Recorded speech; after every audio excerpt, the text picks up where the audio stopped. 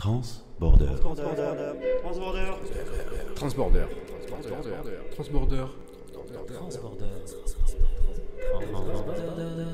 Transborder, les savoirs suspendus des bibliothèques. Bienvenue dans le podcast Transborder, les savoirs suspendus des bibliothèques. Ce mois-ci, nous mettons en lumière le réalisateur iranien Ali Zareh pour son intervention à la bibliothèque des 5 avenues le samedi 15 février. Bonjour Ali. Bonjour. Vous êtes producteur et réalisateur de cinéma. Vous avez participé à plus de 20 films, dont des films d'animation et documentaires. Vous avez également fondé la Cinema School à Shiraz, dans le sud-ouest de l'Iran, où vous avez enseigné l'écriture de scénarios, la réalisation, la théorie et la critique cinématographique. Contraint de fuir l'Iran en 2019, vous devenez membre de l'atelier des artistes en exil en 2021. Vous participez notamment au projet d'installation mnémonique présenté au Festival d'Avignon en 2022, aux côtés de la metteur en scène Judith De Paul. Judith De Paul qui fait également partie de l'atelier des artistes en exil. Comment avez-vous intégré cette structure ? En fait, pour moi, c'était très bonne expérience parce qu'on on a travaillé pendant 2 semaines dans le cadre du Festival d'Avignon. On a interviewé avec les gens par rapport à un sujet politique, géopolitique, et après on fait du montage avec les élèves de l'école supérieure d'Avignon. Et après, on va projeter tous les intervenants et intervenantes dans un chapelle d'Avignon. Ouais. C'était parfait, c'était très bonne expérience. C'était une bonne expérience. Au montage du projet, qu'est-ce qui vous a amené vers le film d'animation ? Vous avez commencé par le documentaire et après vous êtes allé au film d'animation ou vice-versa ? En fait, non, j'ai commencé avec court-métrage fiction. Ouais. J'ai fait 2 films historiques court-métrage avant 2000. Ouais. Ça fait Je ça suis vieux, passe. On l'est. Voilà. Et après, j'ai commencé de travailler sur films documentaires parce qu'il y avait beaucoup de sujets en Iran que je voulais présenter, je voulais montrer d'autres personnes, et je trouve qu'avec le film documentaire, je pourrais raconter quelques sujets comme ça. Et j'ai travaillé comme réalisateur de court-métrage, Ouais. et long-métrage aussi. J'ai fait un film long-métrage par rapport à censure dans la littérature contemporaine iranienne, qui s'appelle The Light, en français La Lumière. Ouais. À cause de ça, j'étais en prison. Voilà, c'est très mauvaise histoire derrière. Mais le film après je suis sorti d'Iran. Suite à ce documentaire-là ? Oui. Après, c'est une chaîne internationale en Angleterre qui a acheté, il a publié. C'était très bonne chose à mon avis parce que par rapport de littérature iranienne, en fait, on n'est pas beaucoup de documentaires, beaucoup de choses qui racontaient des histoires et aussi histoire la censure qui est super importante. Et voilà. Mais je suis content qu'à la fin je peux sortir le film. Et qu'est-ce qui vous a amené au film d'animation, qui est quand même des films plus visuels, plus percutants, Je pense notamment à The Fences, qui sera projeté à la bibliothèque des 5 avenues. Oui, en fait, après, en 2014, j'ai fait un film, il s'appelle That Struggle Doll. qui a bien réussi dans le festival international et après, voilà, il a projeté au festival de Cannes et plein de festivals internationaux. Et, mais à l'époque, voilà, j'ai un grand problème avec la censure parce que l'autorité iranienne m'a obligé de supprimer toutes les narrations et toute la voix off de mon film d'animation. Ouais, du coup, ça c'était horrible. Oui, mon film, en fait, a été handicapé. Voilà, c'est... mutilé, presque. Ah oui, mais voilà, c'est... moi, j'ai refait le montage, j'ai sorti une version, vraiment, c'était un peu, peut-être, je ne voulais pas comment bien expliquer, mais j'ai refait une version de mon film qui a bien réussi dans le festival et partout, mais toujours... et après ce film d'animation, j'ai fait tous les films d'animation sans dialogue. J'ai fait 8 films d'animation sans dialogue. Parce que, voilà, j'ai dit, quand j'ai fait comme ça, après, ils ont détruit mon travail. Et c'est pour ça... j'ai décidé comment raconter mes histoires avec les images. C'est pour ça que j'ai choisi d'animation, parce que dans le film d'animation, en fait, dans le genre de film d'animation, il te donnait une liberté pour raconter des histoires, pour raconter ton histoire avec plein de métaphores, parce que voilà, c'est une sorte de censure que j'ai trouvé que je peux contourner, merci, je voulais chercher le mot, contourner la censure, parce que sinon il faut arrêter de travailler. Et sur ce premier film où vous avez subi la censure, elle était complètement arbitraire, enfin, il y avait un propos vraiment politique qui vous paraissait insupportable pour les autorités, enfin c'est... En fait, moi, j'ai essayé raconter une petite histoire de littérature moderne iranienne, mais en concept, j'ai montré plein de sortes de la censure, oui, diversité de censure qui change, qui chaque époque, mais je ne pourrais pas directement dire quelque chose comme ça, mais à la fin, voilà, ils ont trouvé. Vous disiez pour les films d'animation qu'il n'y avait pas de dialogue, mais ils sont, pour l'avoir vu, visuellement très forts. Hans Fences, pour en revenir à celui-là, c'est quand même assez parlant. Comme vous le disiez, vous avez fait beaucoup de festivals. Hein, vous avez été primé à beaucoup de festivals d'ailleurs. Hein, Italie, Japon, États-Unis, Argentine, Pays-Bas et j'en passe. Oui. Le ressentez-vous comme une consécration, pas une récompense, mais quand même par rapport à votre parcours de vie? Pardon, j'ai mal. Le fait d'avoir été célébré comme ça dans un festival, vous le ressentez comment? Comme une consécration, parce que en fait, mon but, c'est pas justement comment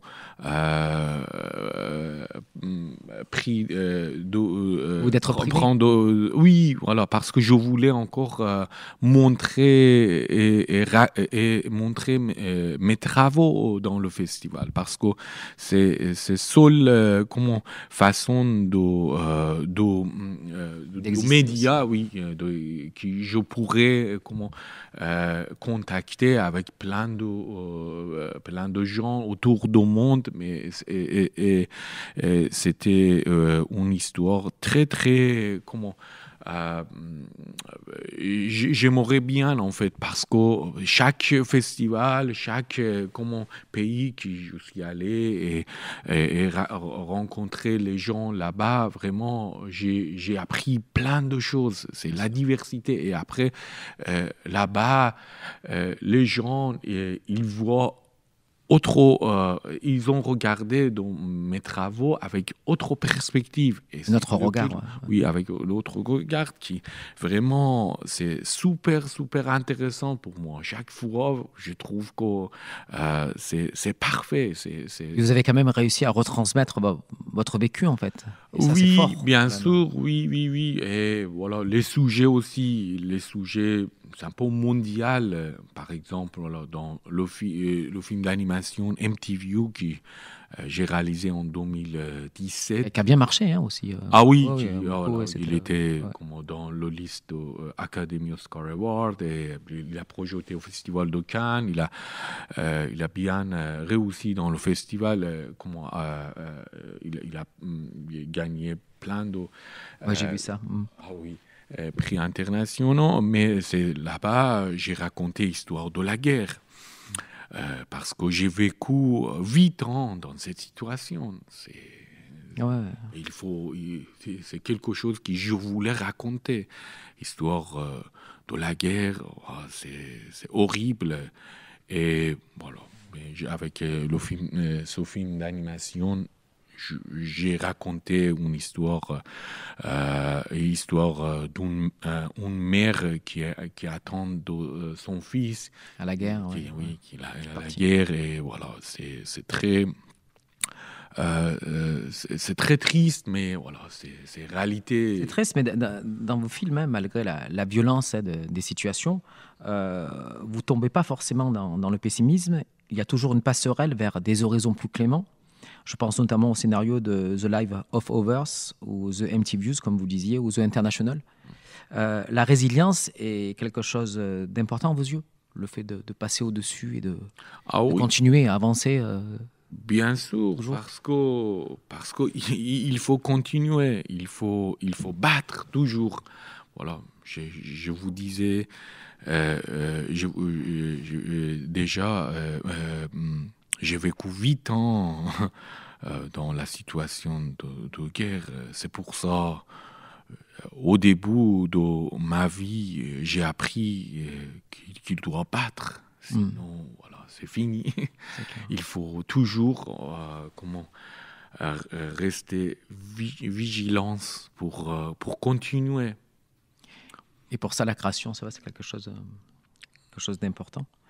Sur la création, sur les films d'animation, est-ce que vous vous inscrivez dans une tradition, entre guillemets, d'images persanes ou iraniennes, ou pour vous, vous vous inspirez de différents univers?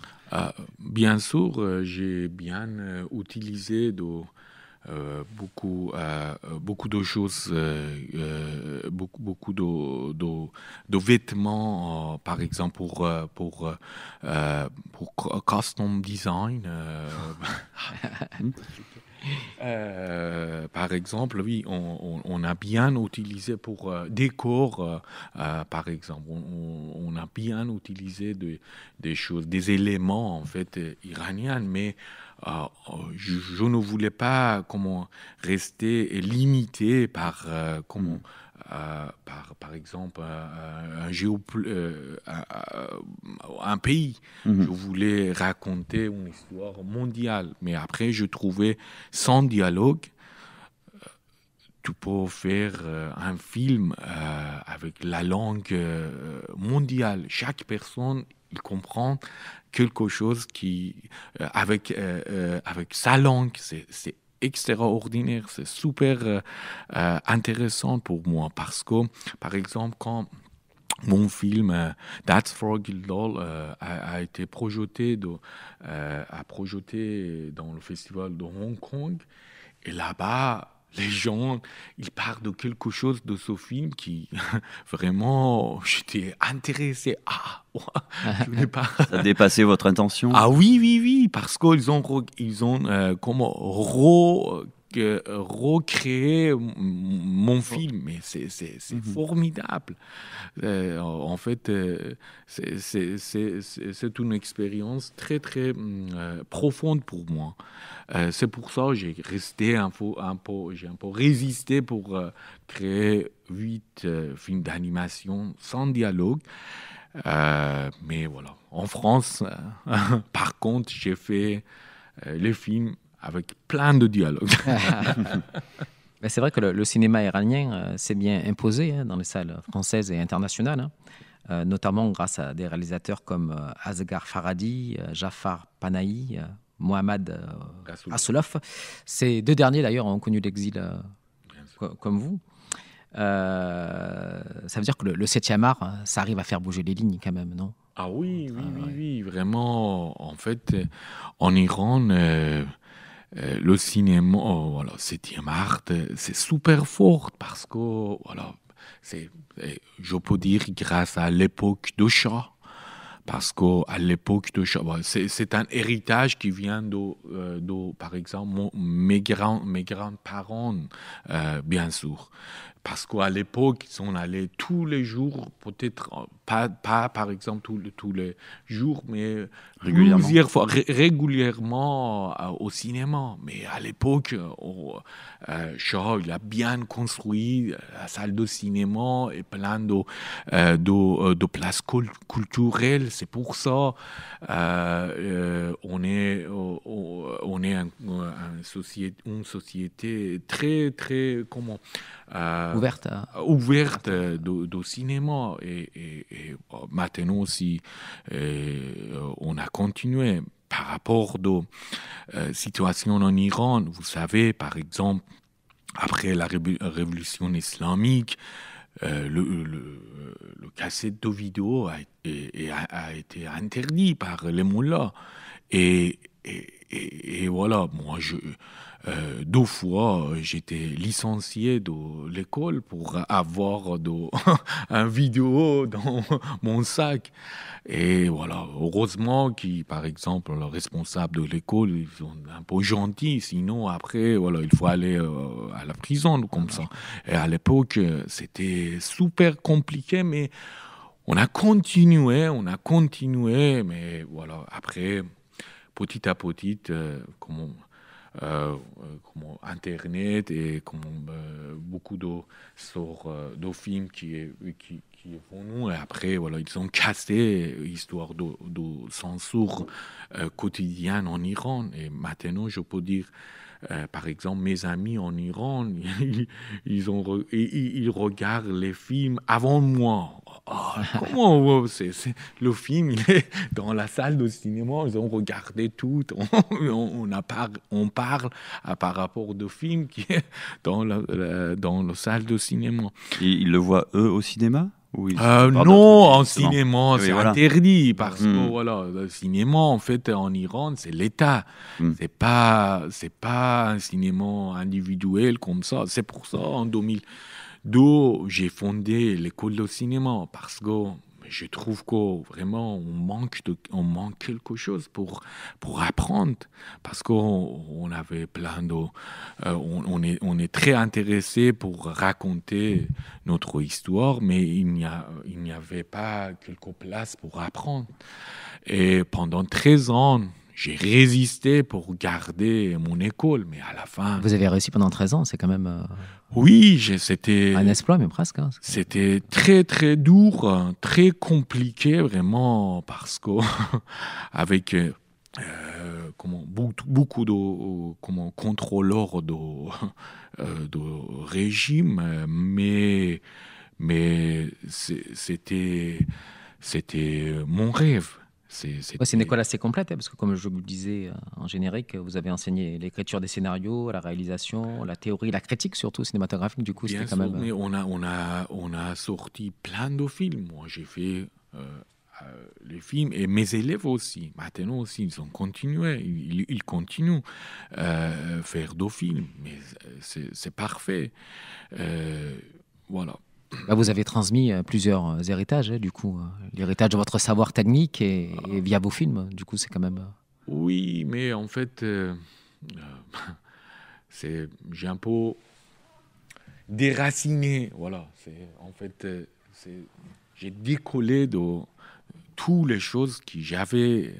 C'est très dur, hein, en fait. Et comment, là, vous voyez l'évolution en Iran bon, il y a eu le mouvement sur les femmes, vie, liberté.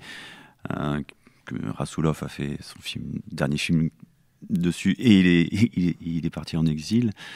Est-ce que vous espérez que ça évolue de manière positive, parce que, comme vous le dites, les gens voient les films quand même, il y a une ouverture au monde que le régime ne peut pas complètement contrôler? Mais en fait, la nouvelle génération en Iran, c'est l'histoire de la nouvelle génération en Iran, c'est autre chose. Maintenant, la nouvelle génération, il ne connaît pas beaucoup de choses qu'on a passées. Et il ne connaît pas, en fait, le régime. Et il dit, on n'écoute pas. C'est pour ça, c'est un grand décalage entre la nouvelle génération et le régime de Mollah. Et c'est pour ça qu'il y a un grand problème maintenant, le régime, voilà.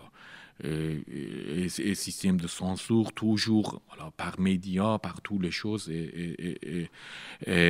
Mais à mon avis, oui, moi, j'espère qu'on peut changer vraiment après 46 ans le régime totalitaire, dictatorial. Vraiment, on a perdu plein de choses,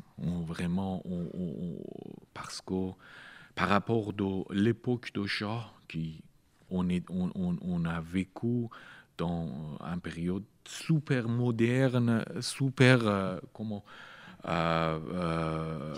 dynamique. Ouais. Après, on était bloqué par les mots-là.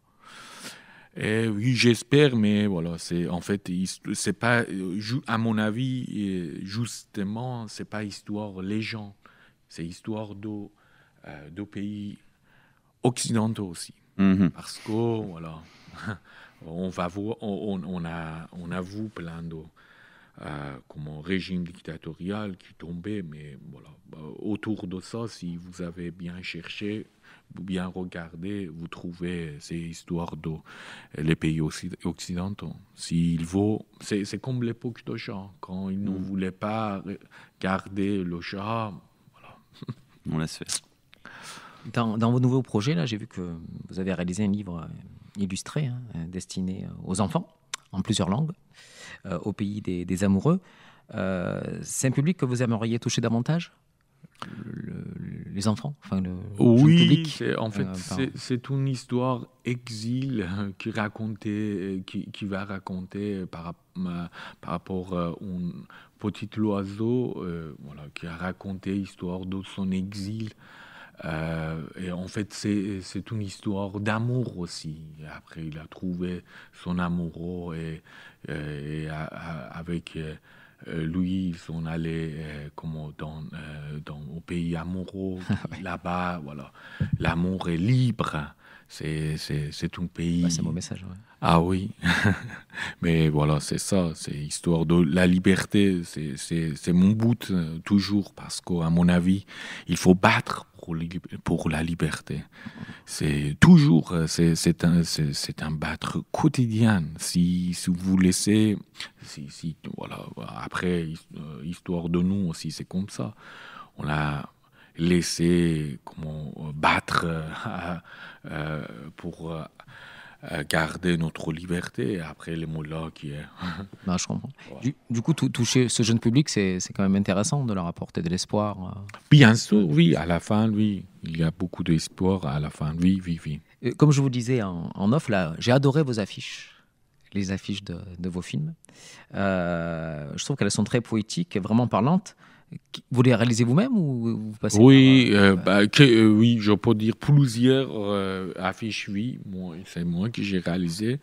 Par exemple, La Grenade Noire, que j'ai réalisé en 2023 en France avec Estelle André, actrice française. c'est un film documentaire d'animation qui a bien réussi dans le festival. Voilà, il a passé dans 4 festivals à catégorie A. Voilà, festival Villeurbanne, côté court. Il a projeté au festival de Cannes. Et il a bien réussi. Il a gagné plein de prix internationaux aussi.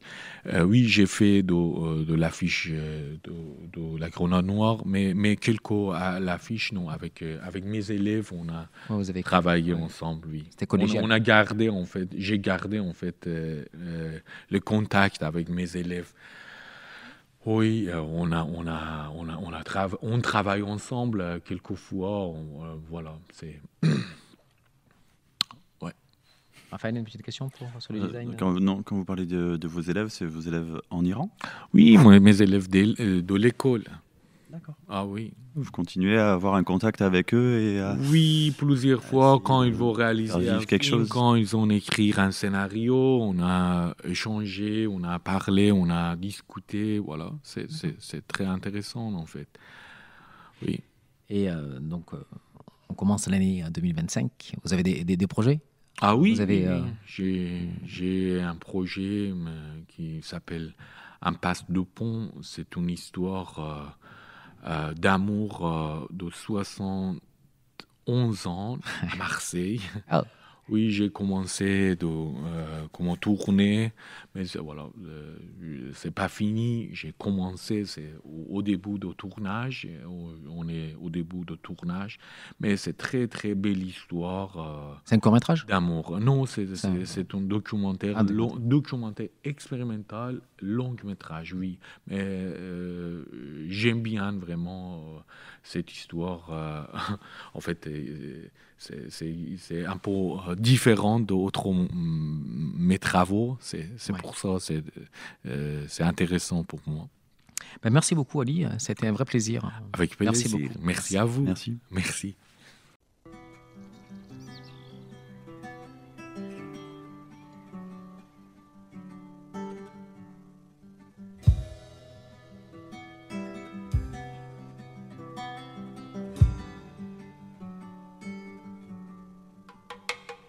Quand tu danses devant moi, je sens mon cœur qui bat au rythme de tes pas. Quand tu danses devant moi, je sens la vie qui va. Et je pense que jamais tu ne devrais t'arrêter de danser. Alors danse devant moi, je t'en supplie, n'arrête pas.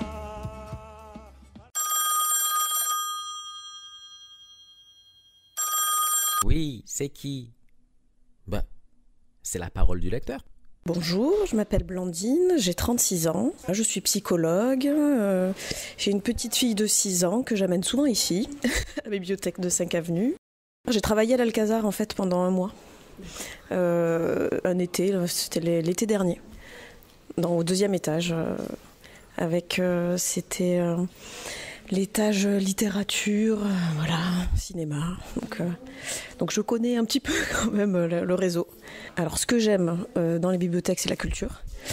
Ce que je recherche aussi, c'est un lieu.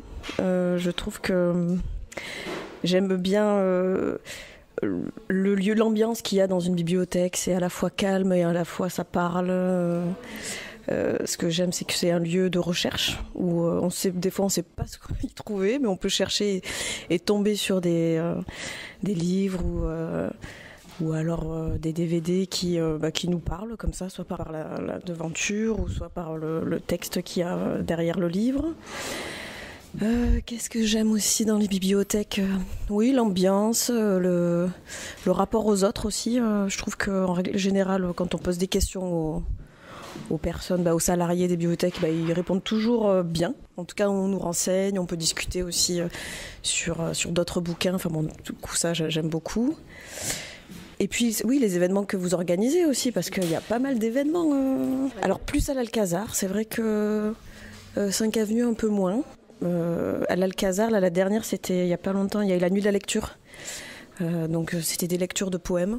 Donc on y est allé. Dans le cadre de mon boulot, j'ai amené des résidents, des patients à la nuit de la lecture. Ça a beaucoup plu, donc c'était très chouette.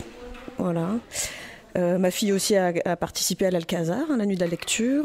Donc ça, c'était le dernier événement. Les projections aussi, je trouve qu'il y a des propositions assez intéressantes.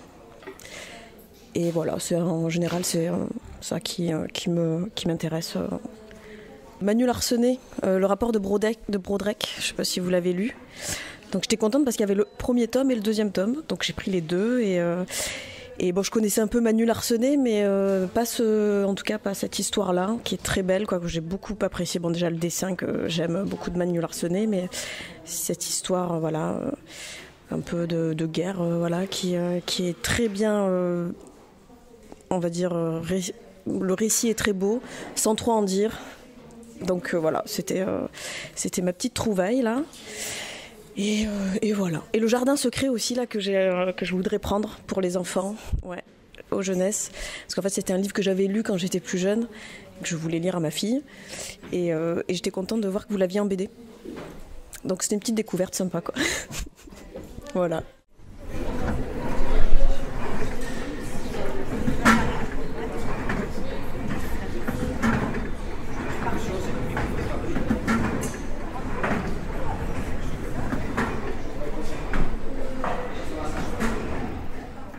La chronique du bibliothécaire. Aujourd'hui, je vais vous parler du roman Franny et Zoé de Jérôme Salinger, qui est paru en 1961. Alors, l'auteur faisait déjà partie du patrimoine littéraire des États-Unis depuis 10 ans, avec la publication du célèbre Attrape-cœur. Franny et Zoé, ce sont deux jumeaux. Franny, c'est la sœur, Zoé, c'est le frère. Ce sont les cadets de la famille Glass, dont les membres apparaissent régulièrement dans l'œuvre de Salinger.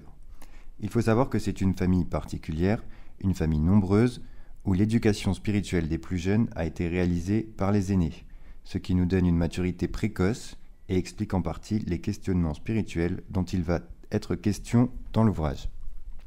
Alors le texte est divisé en deux parties. La première s'ouvre sur une discussion dans un restaurant entre Franny et son petit ami. Elle est en proie à une sorte de crise existentielle, parce qu'elle vient récemment d'entrer en faculté et elle ne supporte plus ses camarades, qu'elle trouve superficiels, individualistes et ambitieux à l'excès. Cette citation illustre bien sa pensée. La voici. « J'en ai assez de l'ego, du mien et de celui des autres. J'en ai assez de tous ceux qui veulent arriver à quelque chose, faire quelque chose de distingué, être intéressant.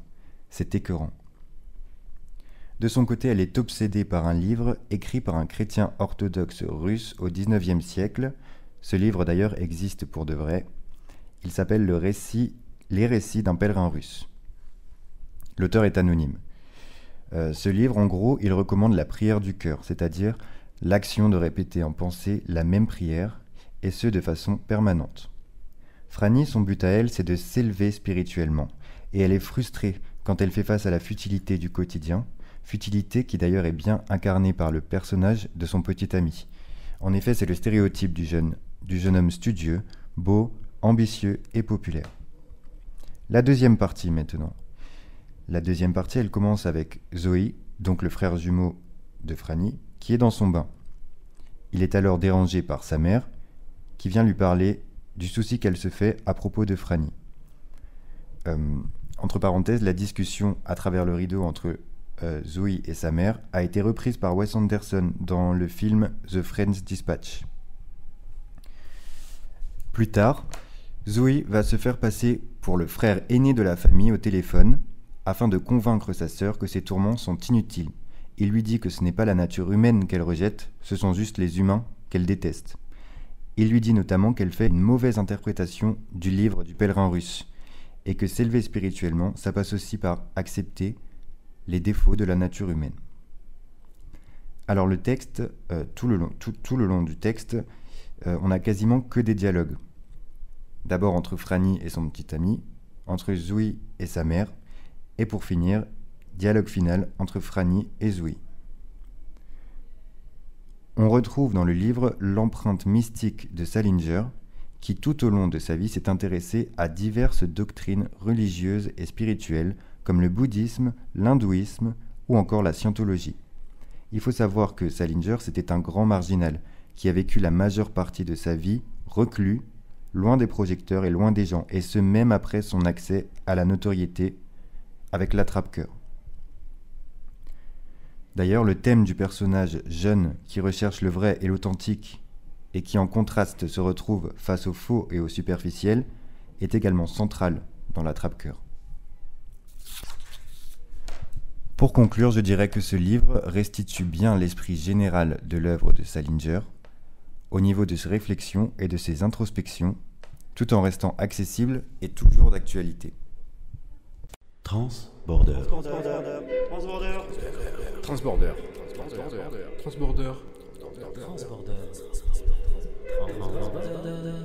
Transborder, les savoirs suspendus des bibliothèques.